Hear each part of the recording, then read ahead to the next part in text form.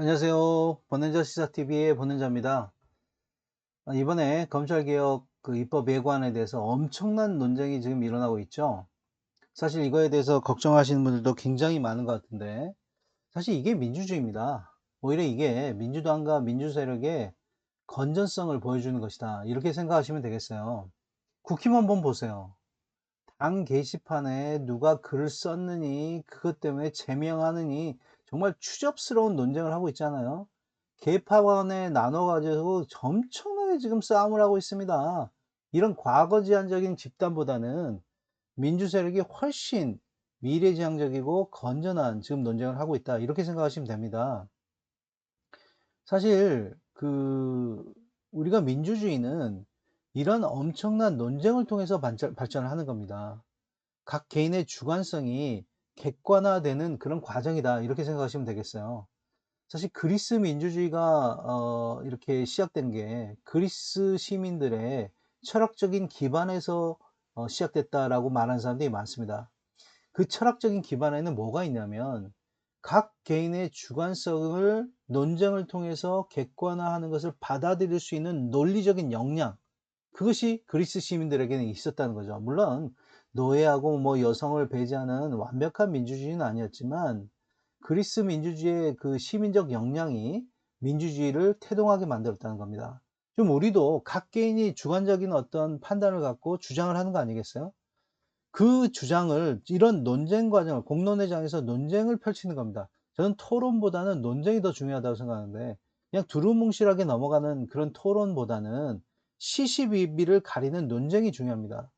시시비비를 가리는 논쟁이 왜 중요하냐면 지금 이런 사건 같은 경우도 분명한 어떤 선택을 해야 될 거 아닙니까? 그러면 뭐 100% 완벽한 주장은 아니더라도 51대 49의 그런 논리적인 어떤 판단이 있으면 51을 주관적 그 판단을 객관화로 인정을 해 나가는 거고, 그 51대 49를 구별할 수 있는 능력을 갖춘 시민들이 있다면 민주주의가 발전할 수 있다는 거예요. 그렇기 때문에 지금 그 주관적인 이런 판단을 모두가 논리적으로 주장을 하면서 객관화하는 과정 속에서 '아 당신의 주관적인 판단이 더 우월해. 그럼 나는 나의 주관적인 판단을 취소하고 당신의 주관성을 객관성으로 인정할 거야.' 이렇게 받아들일 수 있는 그런 철학적 기반을 갖춰야 된다. 이렇게 저는 생각합니다. 그런 면에서 저는 이제 민주 세력이 그런 기반을 갖추고 있는 세력이다. 이렇게 생각합니다. 저는 국힘은 오래전부터 괴멸할 것이다. 뭐 저는 자랑인데요. 제가 이 티스토리에서 글을 쓰면서 어 윤석열 정부 뭐 시작 전부터 보수는 괴멸할 것이다. 이렇게 저는 말을 했습니다. 그 이유가 뭐냐면 보수주의자들은 이렇게 권력을 가지고 있는 사람이 그 권력을 행사하면 무조건 거기에 순응을 합니다. 어떤 비판도 하지 않아요. 그렇기 때문에 창의적이고 활발한 논쟁이 일어날 수가 없는 거예요. 그런 고인물은 반드시 썩게 마련입니다. 그러니까 윤석열이 계엄을 했는데도, 불법 비상계엄을 했는데도 그거 불법 아니라고 얘기하고, 내란을 저질렀는데도 뭐 사법적인 판결이 있을 때까지는 인정할 수 없다고 얘기하는, 이런 말도 안 되는 주장을 하고 있는 거 아닙니까? 그런 사람들은 극으로 몰리고 결국은 괴멸될 것이다. 저는 이렇게 주장했는데 실제로 지금 괴멸되고 있잖아요. 뭐 일부 뭐 서부지방 폭동을 일으킨 사람이 있었지만 그 사람들은 굉장히 극소수기 때문에 지금 전부 처벌받고 있고, 거기에 배우인 정광훈이 거기에 그 책임을 지고 지금 구속이 되고 있는 상태 아닙니까? 완전히 소수 세력으로 몰리고 있다는 거죠. 그렇기 때문에 지금 다수 세력이 그렇다면 정광훈을 구속할 수 있겠습니까? 아주 극소수 세력으로 몰리고 있기 때문에 지금 보수는 완전히 괴멸 수준에 있다. 좀 이따 인제 얘기를 하겠지만 지금 이 문제에 대해서 이재명 대통령의 뜻이니 아니니 이런 주장을 하는 사람들이 있는데, 그러면 이재명 대통령의 뜻이면 무조건 받아들여야 됩니까? 이재명 대통령이 왜 이런 내용에 대해서 승인했는지 저는 그 참뜻을 이해합니다. 이재명 대통령은 사실 검찰의 최대 피해자 아닙니까? 그러면 자기의 감정대로 한다면 검찰을 그냥 송두리째 그냥 날려버리고 싶은 욕망이 크겠죠. 근데 이재명 대통령은 자기 감정을 완전히 배제하고 '혹시 이 개혁 과정 중에 국민들이 피해를 본 사람이 있지 않을까?'라는 그런 생각을 한 겁니다. 그렇기 때문에 이재명 대통령은 그런 우려 속에서 이 법안을 위반할 때 자신의 말을 최소한도로 줄이려고 노력을 했을 겁니다. 그리고 '객관적으로 이 법안을 한번 다뤄 보자. 그리고 이 국민들의 피해를 최소화해 보자.' 이런 생각이 굉장히 컸던 것 같아요.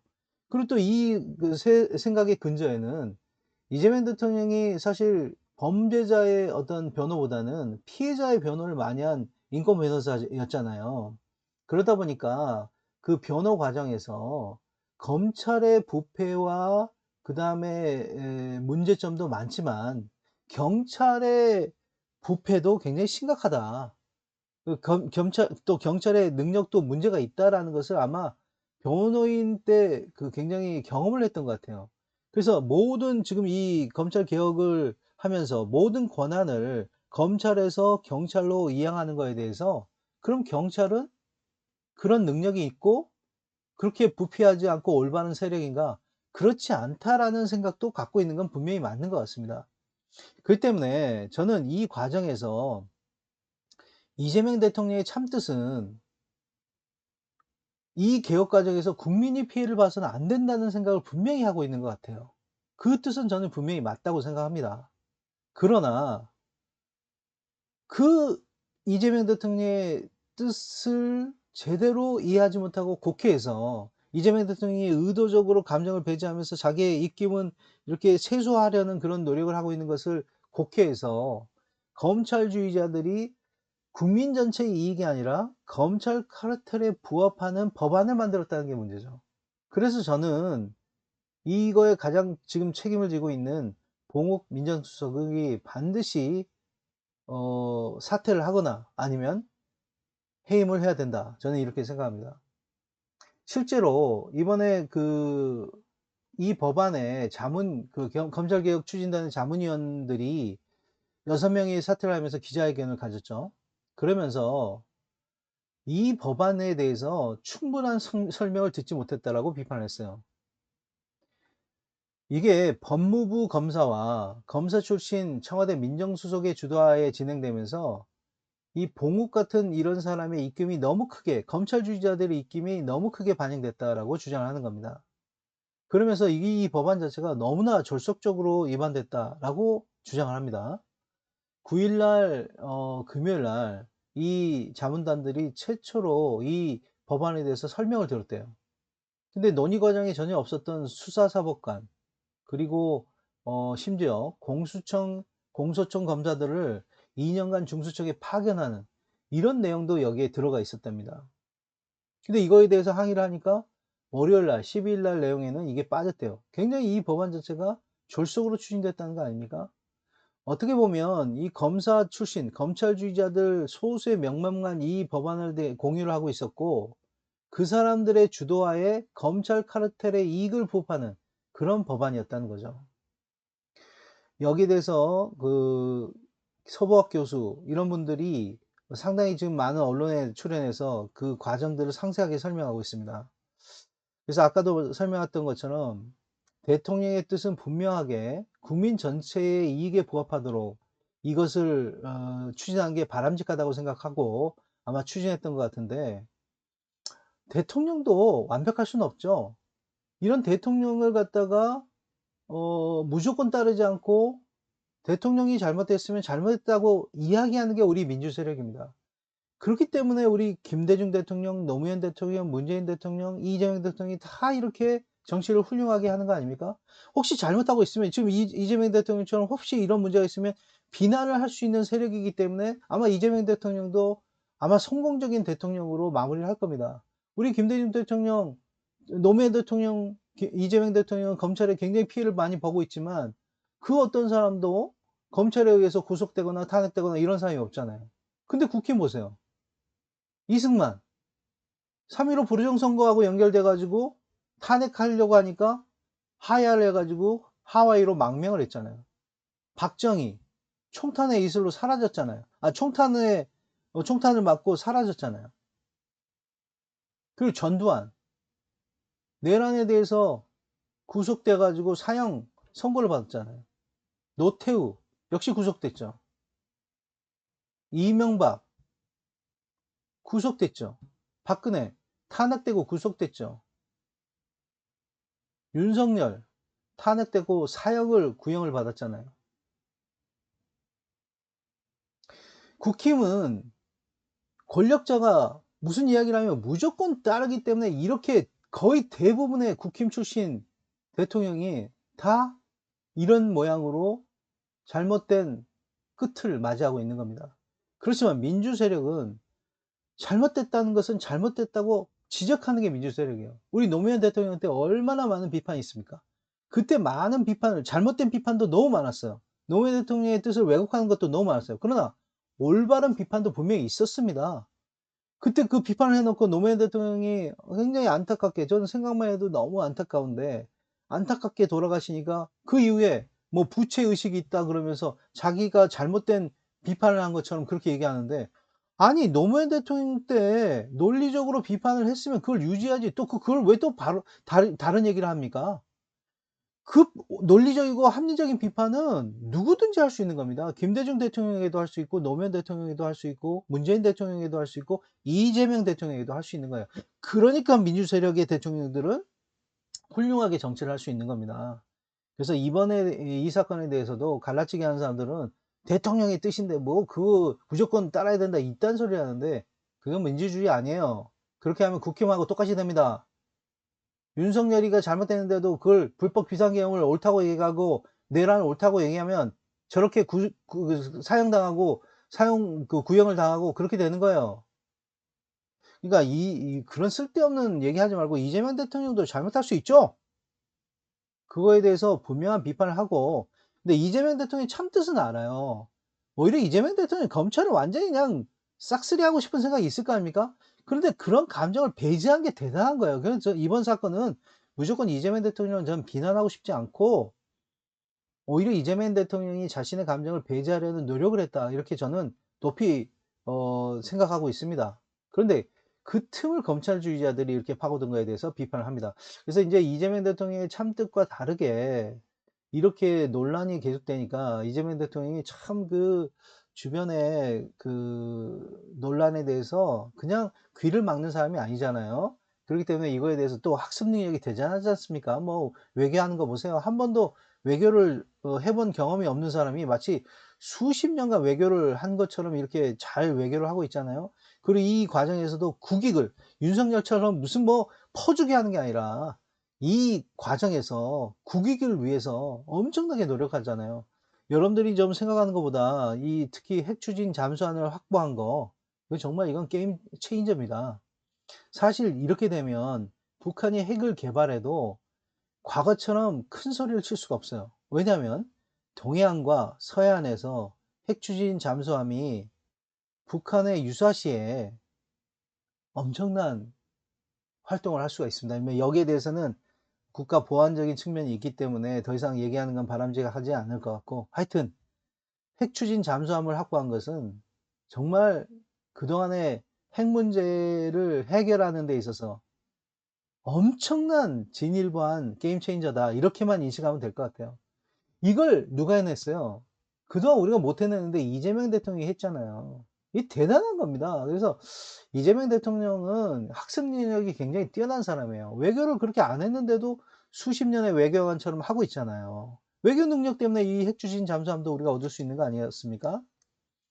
그렇기 때문에 이렇게 뭔가 좀 국민들이 비판하고 논란을 일으키고 있으면 또 금방 또 학습을 해가지고, 이 문제에 대해서 다시 한번 논의해 보자, 이렇게 하시는 분이에요. 그래서 실제로 일본에 출국하기 전과 귀국해서도 이 정청래 대표하고 만나가지고 이러한 논란을 인식하시고 논쟁을 하고 숙고를 심사숙고하고, 그 이후에 여론을 수렴해서 그것을 정부가 반영해라. 즉, 이 입법 예고안을 정부가 주도했는데 이제는 당이 주도해서 정부가 이걸 수렴해라 라고 지시를 내렸습니다.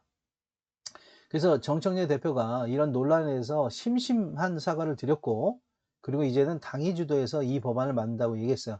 그래서 어떻게 이 당이 주도해서 이 법안을 만들지 거기에 대해서 한번 여러분들에게 같이 말씀드리도록 하겠습니다.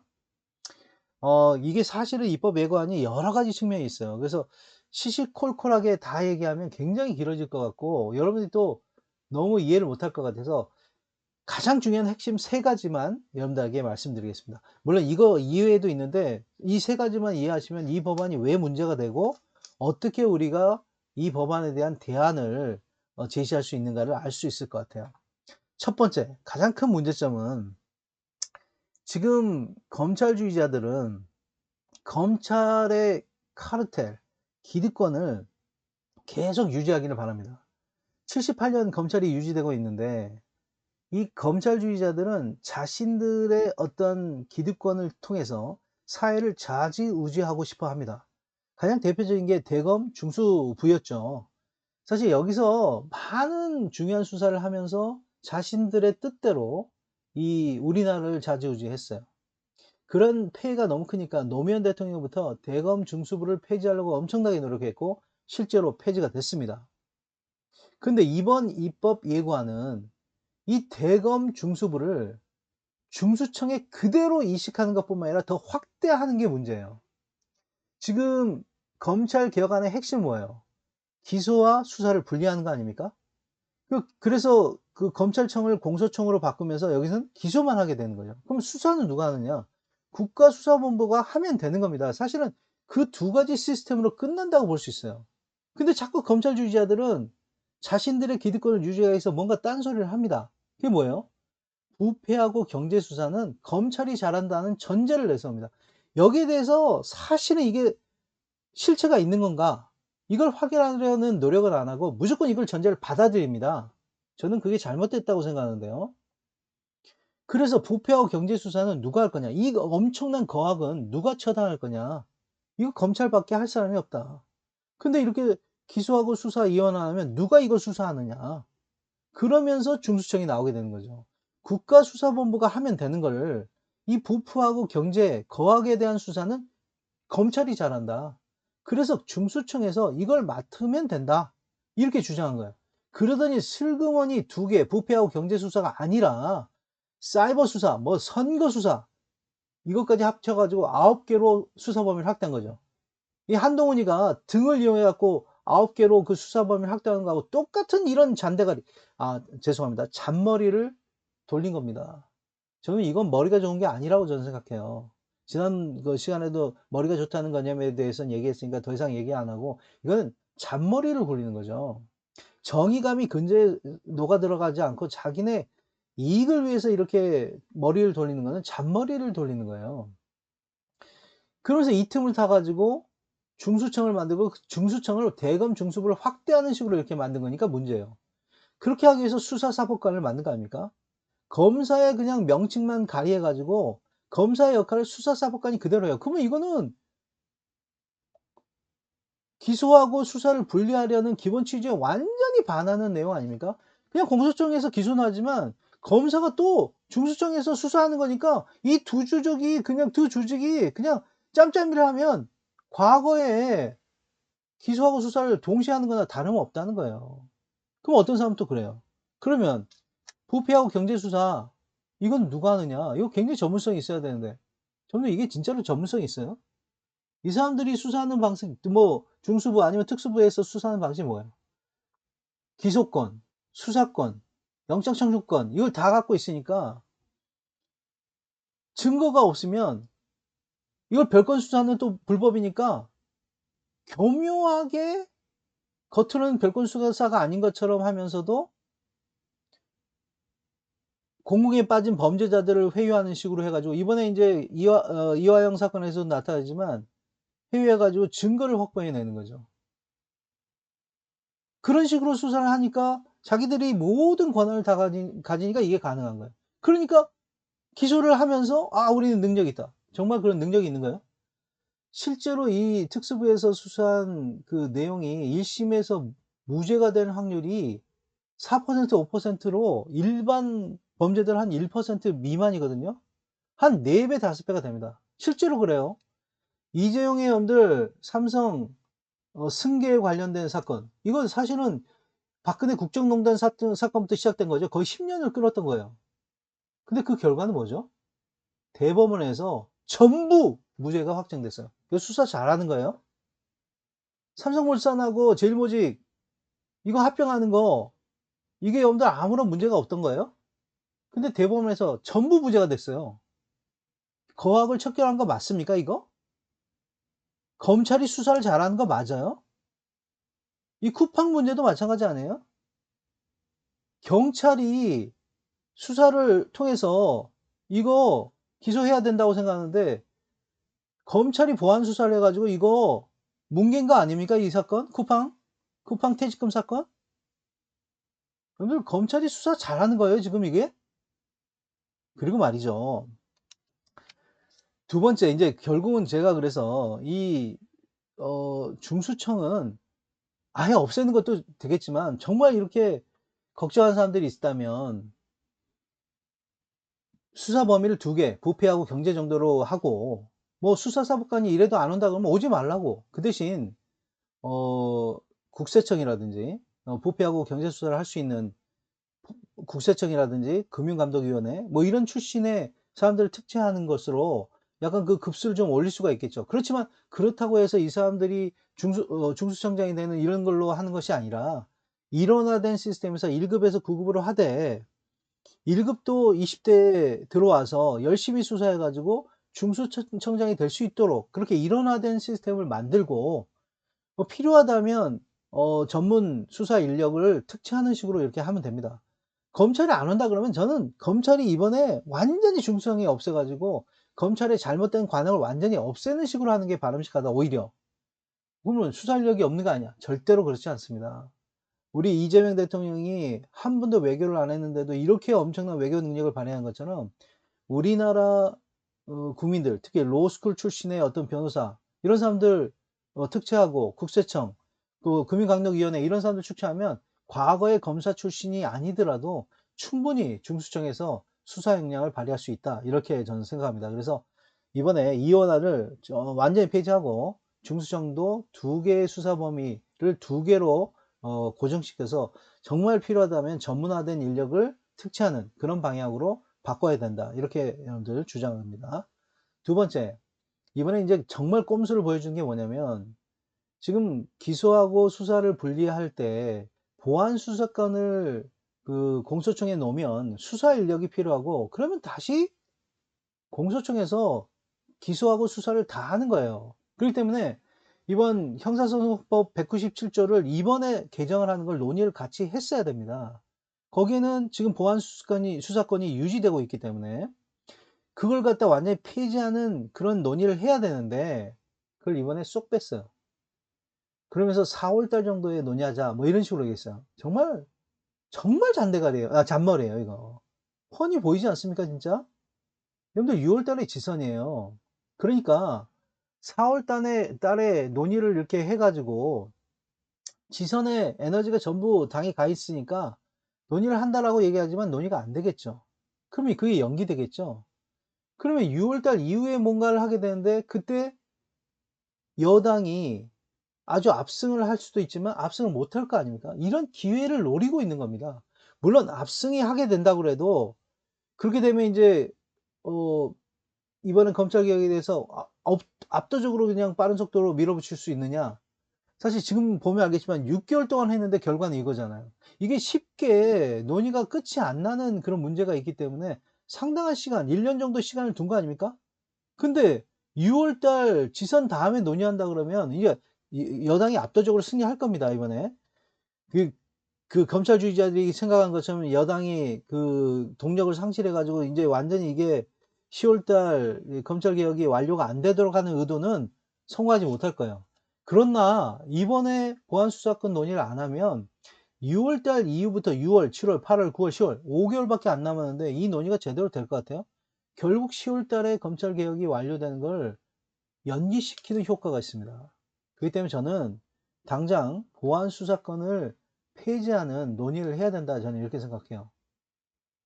근데 여기에 대해서 혹시 그러면 보안 수사권이 있어야지 경찰을 제어할 수 있는 거 아니냐. 인제 경찰의 폭주는 뭐 기소권을 갖고 충분히 제어할 수 있으니까 그 논의는 이제 없는 것 같은데, 경찰의 암장, 사건을 묻어버리는 이런 거에 대해서는 보안 수사권이 있어야 되는 거 아니냐, 이런 식의 주장을 하면서 어떤 사람은 이런 이야기를 예시로 듭니다. 무슨 그 영화에서, 영화 촬영장에서 어떤 여성이 12명의 스텝에 의해서 성폭행을 당하는 사건이 있었다고 합니다. 정말 안타까운 사건인데, 근데 이게 경찰이 이 사건을 2차 피해를 가고 뭉개면서 그 피해자가 사망하고 피해자 동생도 사망하고 아버지도 사망하는 사건이 있었다고 해요. 그러면서 이게 경찰이 사건을 암장하는 증거로 제시를 하는 거예요. 근데 이거 굉장히 논리적으로 모시네요. 이거 지금 보안 수사권이 있는 상태에서 이 일이 일어난 거예요. 보안 수사권이 없어서 이 일이 일어난 게 아니라 지금 현재 보안 수사권이 있는데도 경찰이 암장하는 거예요. 그러니까 보안 수사권 여부하고는 전혀 이 문제는 상관이 없는 거죠. 이건 경찰의 무능과 부패에 관련된 내용이에요. 그러니까 보안 수사권이 현재 있는데도 이 사건은 일어난 겁니다. 그러니까 이 보안 수사권이 폐지되면 이런 문제가 발생할 거라고 드는 예가 적절한 예가 아니에요. 경찰의 무능하고 부패는 보안 수사권이 있든 없든 발생하고 있다는 거예요. 그러니까 경찰의, 그 대통령이 걱정하는 것처럼 경찰의 무능과 부패에 관련돼서 여기에 대해서는 분명한 다른 논의가 있어요. 그게 국가수사위원회 같은 논의가 있었는데 그것들을 갖다가 강조해서 경찰이 함부로 사건을 암장할 수 없게 만들거나 또 킥스 같은 것을 이용해서 이 사건, 그 경찰이 불송치한 사건에 대해서 사건 기록을 계속 유지하고, 또 공소청에 있는 검사 중에 경찰의 불송치 사건에 대해서 전담해서 사건을 한번 들여다보는 그런 사람들이 분명히 존재해야 된다고 생각합니다. 그리고 뭐 경찰이 또 경찰은 언제라도 파면시킬 수가 있잖아요. 그러니까 경찰의 기능을 더 확대시키면 돼요. 그래서 사건을 암장하거나 이렇게 피해자가 있는 사건 같은 경우는 재정 신청 같은 것도 할 수 있지 않습니까? 경찰을 제어할 수 있는 엄청나게 많은 그런 장치가 있습니다. 그렇기 때문에 그것을 통해서 경찰의 부패하고 어 이 무능은 우리가 제어할 수 있다. 그리고 무능한 측면은 검찰이 보안 수사 요구권, 저는 보안 수사 요구권 정도는 필요하다고 생각합니다. 또 뭐 보안 수사 요구권을 하면 경찰이 안 들으면 안 되냐? 그럼 안 들으면 감찰을 통해서 그 사람들을 갖다가 파면시키면 되는 거예요. 그러니까 이런 식으로 경찰이 어 제어받지 않고 무비판적으로 경찰이 그냥 무소불위의 권력을 계속 유지하는 거, 이런 것들을 제어할 수 있는 여러 시스템이 있는데도 무비판적으로 무조건 경찰이 권력을 무조건 쥐면 안 좋은 방향으로 갈 것이다, 이런 이야기라는 것은 저는 정말 적절치 않다, 이렇게 생각합니다. 그래서 이 문제에 대해서는 엄청난 제어 장치가 많이 있고 그 문제에 대해서는 이런 걸 갖다가 더 논의를 해야 된다. 그래서 형사소송법 197조의 보안수사권을 폐지하고 보안수사 요구권 정도는 남겨두는 그런 식으로 저는 할 필요가 있다. 그래서 공소청의 수사인력은 완전히 없애야 된다. 보안수사 요구를 통해서 경찰이 수사를 하게 만들고 그걸 듣지 않은 것에 대해서는 또 감찰할 수 있는, 그게 거기에 대해서 전문적으로 감찰할 수 있도록. 그럼 수사를 안 하면 그게 가능하냐? 아니, 경찰의 감찰 기능, 또 국가수사위원회 같은 걸 통해서 경찰을 수사하거나 조사할 수 있기 때문에 그 기능을 통해서 경찰을 제어해야 된다, 저는 이렇게 생각합니다. 그 다음에 세 번째로, 지금 공소청이라는 이름을 바꾸면서 검찰총장이라고 이름은 유지한다는 거예요. 그 이유는 우리가 헌법에 그 검찰총장이라는 이름이 존재를 합니다. 그래서 이 헌법에 있는 검찰총장이라는 이름을 분명히 존재하기 때문에 이런 이름을 계속 하지 않으면은 위헌에 관련된 시비가 일어날 수 있다, 이렇게 지금 이야기하는 사람이 있어요. 이게 대한민국 헌법 89조 16호에 다음 사항은 국무회의 심의를 거쳐야 된다, 이런 내용이 있죠. 검찰총장, 합동참모의장, 각군참모총장, 국립대학교 총장, 대사, 기타 법률이 정한 공무원과 국영기업체 관리자의 임명. 그러니까 이게 지금 대한민국 헌법에 있기 때문에 검찰총장의 이름을 함부로 바꿔서는 안 된다, 이런 주장을 하는 헌법학자가 있어요. 뭐 다수설이든 소수설이든 분명히 있습니다. 그러면 저는 이렇게 생각합니다.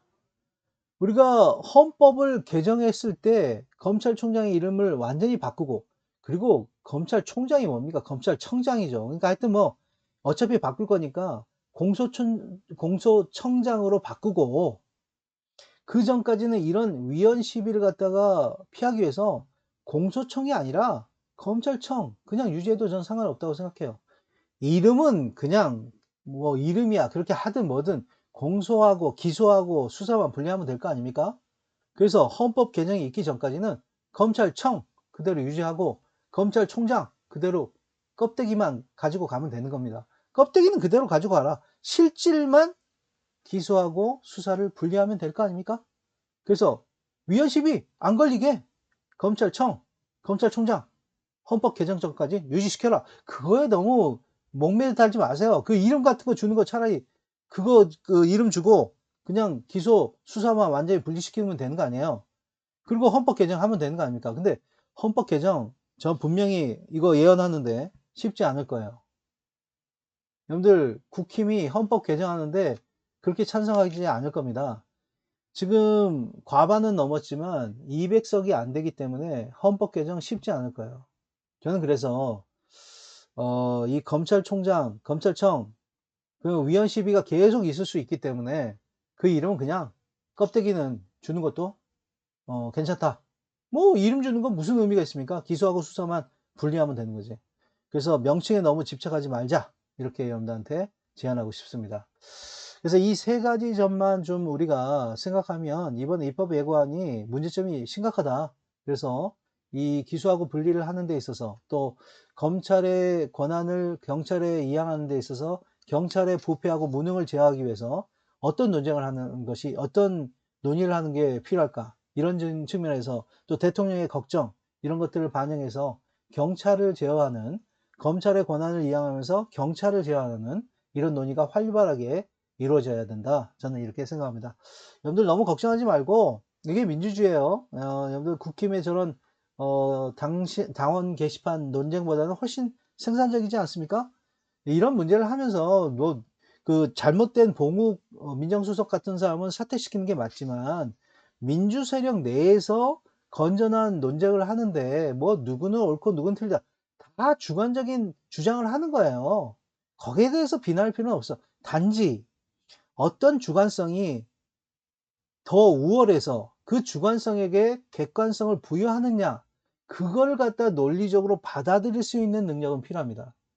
51대 49라도 우리가 판단을 해서 그걸 갖다 선정할 필요가 있는 것들이 있어요. 그럴 때는 내가 49고 상대편 주장이 51이라면 그 상대편의 주관성에 객관성을 부여하는 것을 받아들일 수 있는 민주주의 국민으로서의 소양 이런 것들은 필요하다고 생각하고 지금 내란을 이렇게 피 한 방울 흘리지 않고 종식시킨 대한민국의 민주주의 수준으로는 이건 전 세계적인 탑이라고 1위라고 생각합니다. 교육 수준이 높고 세종대왕이 이렇게 한글을 만드셔서 이렇게 그 책을 많이 읽을 수 있는 기본적으로 문맹률이 낮은 것이 대한민국 민주주의에 굉장히 큰 밑받침이 됐다고 생각하는데 대한민국 민주주의는 세계 1등이라고 생각해요. 지금 미국이 하는 거 보세요. 이게 민주주의 국가라고 말할 수 있습니까?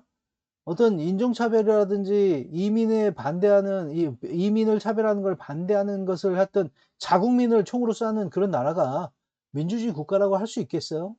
그런 의미에서 우리 대한민국 국민의 수준은 굉장히 높습니다. 그러니까 이런 논쟁에 대해서 뭐 갈라치기 하지 말고 잘못된 사람, 뭐 봉욱 같은 사람, 이 사람 이거 해임해야 되겠죠? 그리고 내란에 대해서 말 몇 마디로 사과하려는 이혜원, 오늘도 뭐 엄청나게 문제가 있던데 이런 사람 어 지명 철회를 해야 되겠죠? 그래야지 지선이나 대선 총선이나 대선에 민주 세력이 아주 심플한 캐치프레이즈로 나갈 수 있어요. 뭐예요? 내란 척결, 검찰 개혁. 내란 척결에는 이해우는 적절한 사람이 아니죠. 나중에 홍남기 같은 뭐 53조를 갖다가 어디 갑자기 없었던 돈이 나타나는 있었는데도 국민에게 선택적으로 재난지원금을 줘야 된다고 얘기하는 이런 사람이 나타나지 않을 수가 있는 거죠. 이혜원 같은 사람이 있으면 그런 사람이 또 나타날 수가 있어요. 그러니까 내란 척결을 위해서는 이혜원 같은 사람은 적절치 않고 검찰 개혁을 위해서는 봉옥 같은 사람은 적절하지 않죠. 그러니까 그런 사람들은 해임시키거나 지명 처리를 해야 되겠죠. 그 대신 우리끼리는 이렇게 건전한 논쟁을 계속해서 좀 미래지향적인 그런 민주주의를 더 발전시키는 쪽으로 나가면 되는 겁니다. 너무 걱정하지 마시고요. 이거 뭐 이재명 대통령 비판하는 게 절대로 민주주의에서 나쁜 거 아닙니다. 또 이재명 대통령의 뜻이 나쁜 뜻이 아니었기 때문에 이런 비판도 굉장히 건전하고 건설적인 겁니다. 그러니까 여러분들 너무 걱정하지 말고 한번 이렇게 더 민주주의를 발전시키는 쪽으로 한번 같이 나아가도록 하고, 이번 지선에 내란 척결과 검찰 개혁을 캐치프레이즈를 들고 더 압도적으로 승리할 수 있도록 그렇게 한번 같이 노력해서 우리나라가 정말 선진국으로서 위용을 계속 유지할 수 있도록 그렇게 한번 노력합시다. 오늘 방송 굉장히 길었는데요. 들어주셔서 너무 감사합니다. 아직은 제가 힘이 미약합니다. 여러분들 그 구독과 그리고 뭐 좋아요 이런 것도 좀 많이 해주시기 바랍니다. 감사합니다.